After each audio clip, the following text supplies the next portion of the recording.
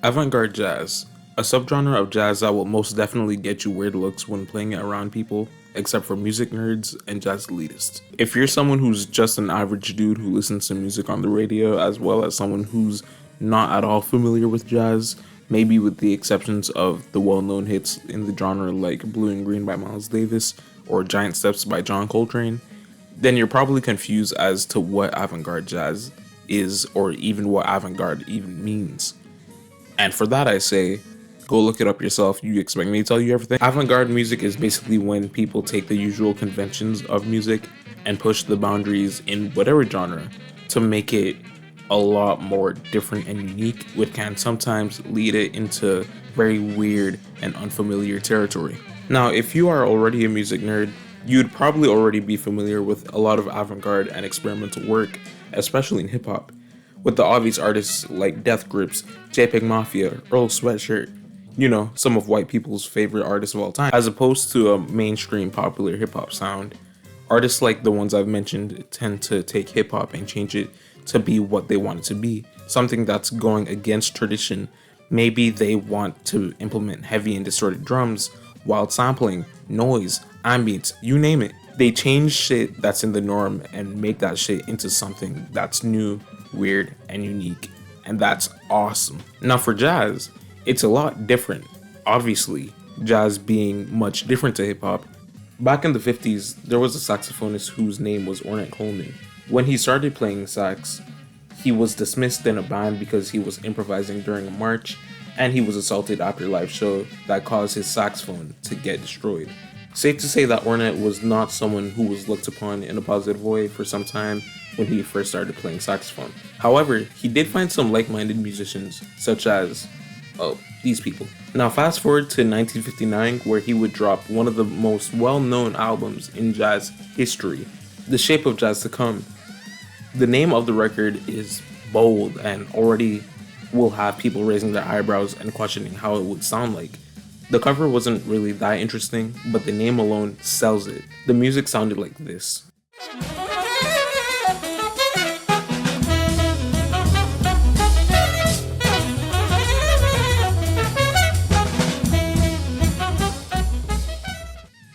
My way of describing music and probably stuff in general are far from good, but there's something about the sound on this album.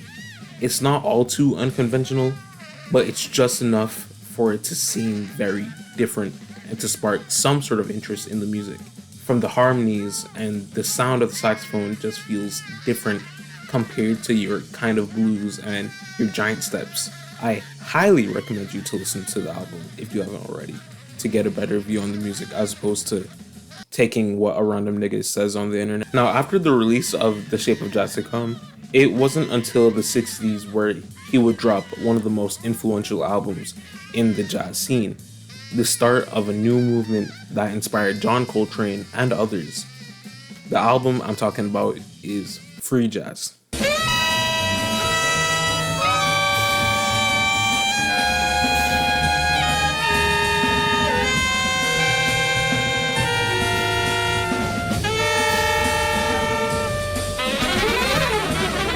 Now, Free Jazz, both the album and the genre, was the start of jazz musicians taking improvisations and taking them to another level. It was an experimental approach to improvisations that had musicians playing off of each other's playing. To some, it just sounds like jazz musicians playing random cacophonies, which I wouldn't blame you for thinking that, especially considering that jazz heads around the time thought the same thing. Miles Davis himself didn't really enjoy it, calling out or disliking people like Ornette, Dolphy, and even late Coltrane for making it.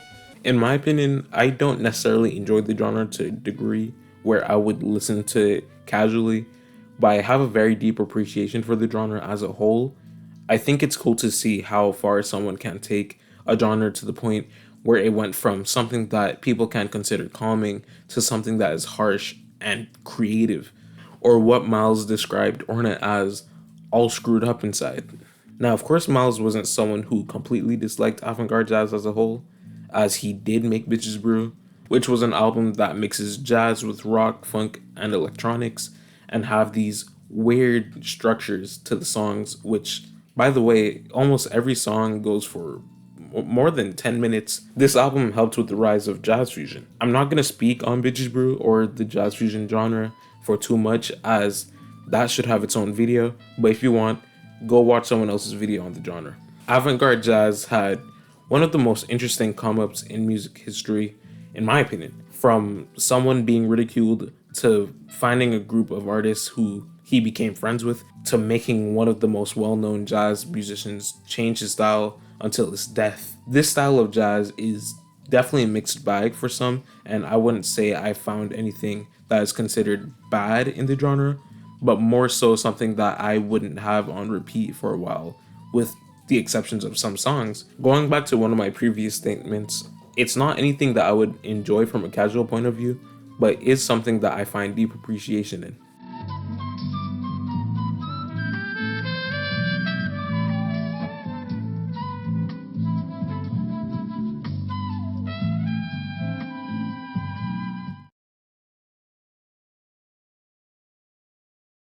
As I'm going into the next segment of the video, where I talk about specific albums in the genre, mainly ones that I think are essential or ones that I like, I just want to say that I am not a big jazz listener, so don't expect me to say very niche avant-garde jazz albums here. The albums here are probably super well known in the avant-garde jazz space. Hell, there's still a lot of jazz albums, period, that I need to listen to, let alone avant-garde jazz. But besides that, here are some albums that I would recommend.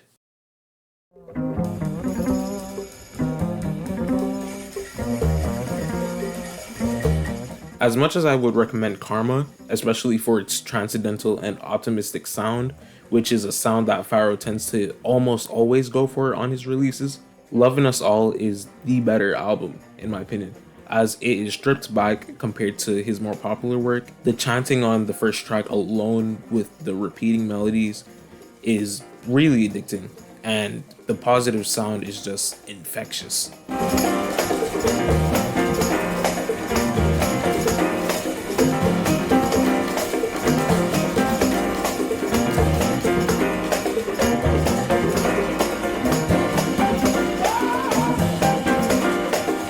The second and last track, To John, is the free jazz passage that, despite being a tribute to John Coltrane, it's this very brooding track and is something that is much different compared to other works that I've listened to by him.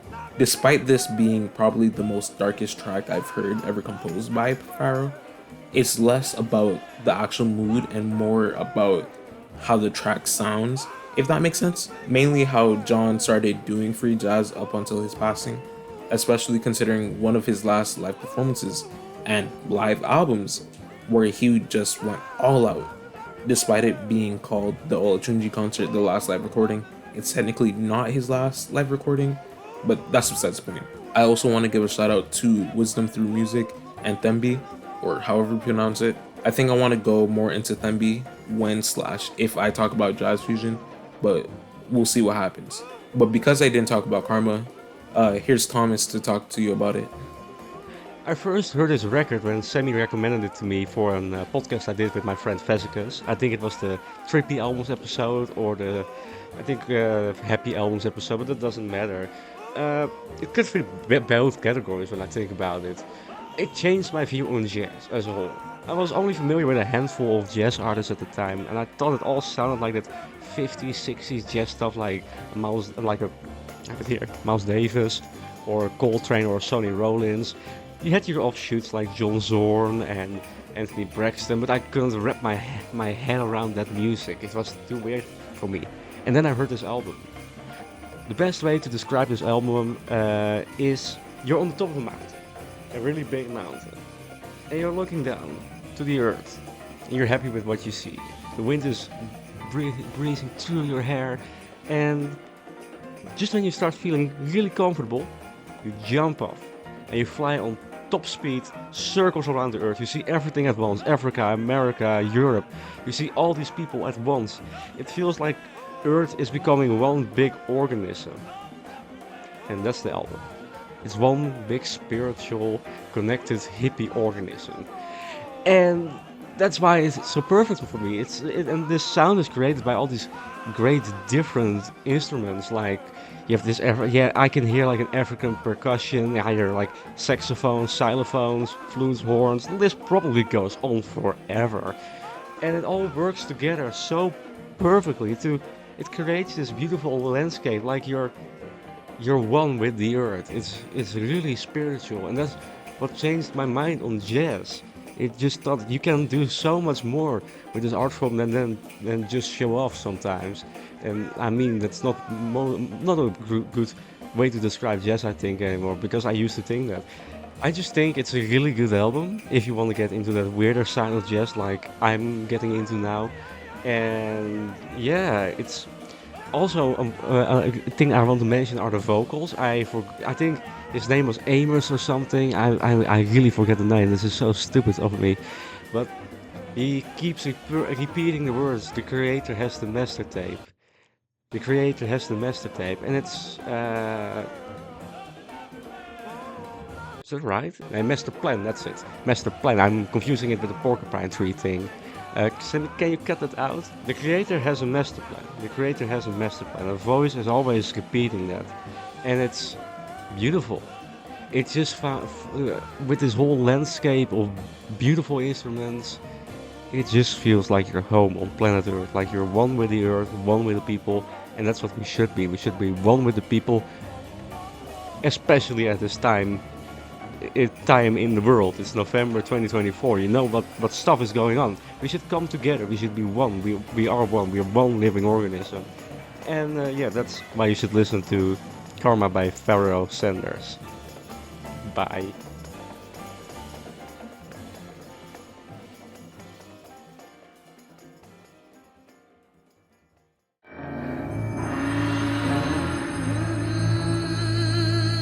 Black Woman is a very interesting one. It's been an album that I've been wanting to listen to for a bit, and when I actually listened to it, it was far from what I expected. It reminds me so much of if an experimental female musician and vocalist sang over avant-garde jazz. This album is not necessarily a fave in the genre for me, but it's interesting overall. I feel a bit nitpicky about this album because I wish there was a bit more brass instrumentation on here. There's only a bit of trumpet on the last track and that's it. But it doesn't entirely ruin the record. But yeah, Linda Sharrock is a great vocalist, by the way.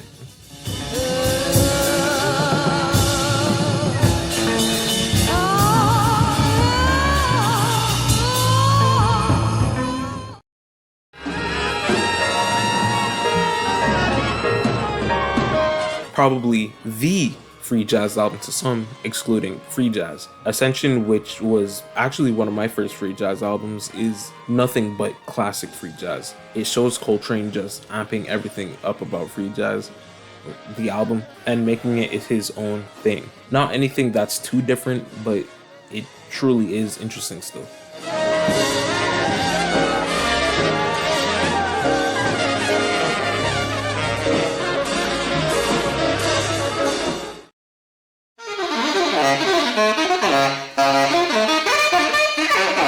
New York Fall 1974 was my first Braxton album, with New Pieces 1975 being my second. Although I am mentioning them, but not talking about them too much, I would definitely recommend them for anyone who's interested in avant-garde jazz. Besides that, For Alto is a solo-free jazz record that contains no one but Anthony Braxton playing his alto saxophone for a bit over an hour.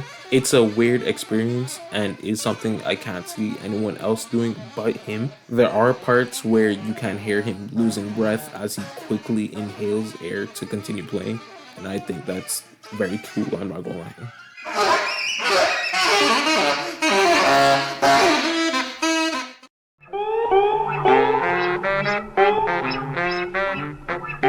Space is a Place was my first album by Sun Ra and his orchestra, and honestly wasn't expecting myself to enjoy it, but here I am. I was talking to a friend of mine who recommended me this album, which after skimming through it, I said I wasn't gonna enjoy it. Some time passes by and here I am again. The 21-minute title track opener should tell you all about how this album's gonna sound like. except that track is definitely the most cathartic and free track alongside Sea of Sound, which by that title alone, you should already have a hint at how it should sound like. Outer space is a pleasant place, a place that's really free.